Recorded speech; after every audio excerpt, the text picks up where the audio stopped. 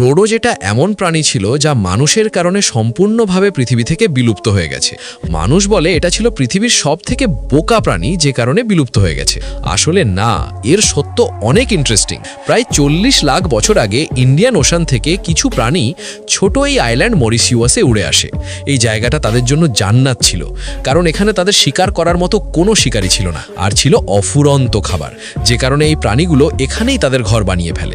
নতুন জায়গা, নতুন পরিবেশ আর সাথে অনেক পরিমাণ খাবার থাকার কারণে পায়রার মতো এই প্রাণীগুলো সময়ের সাথে জেনেটিক্যালি মোটা হতে থাকে, আর যাদের আমরা নাম দিই ডোডো। একটা সময় আসে যখন তারা বেশি মোটা হওয়ার কারণে আর উড়তে পারছিল না। ডোডোর এই ছোট্ট জান্নাতে কোনো শিকারী না থাকায় তারা কখনো ভাবতে পারেনি তাদেরকেও শিকার করতে পারে ও তাদের কোন প্রাণী থেকে বেঁচে থাকা উচিত।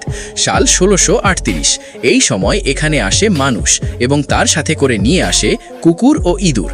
আর মানুষ ও কুকুর একসাথে ডোডোগুলোকে শিকার করে খেতে শুরু করে, আর ইঁদুর তাদের ডিমগুলোকে খেয়ে ফেলতে থাকে। তাদের কাছে এতটা সময় ছিল না যে তারা সার্ভাইভাল স্ট্র্যাটেজি শিখবে, এবং তারা 100 বছরের ভিতরে পুরোপুরিভাবে বিলুপ্ত হয়ে যায়।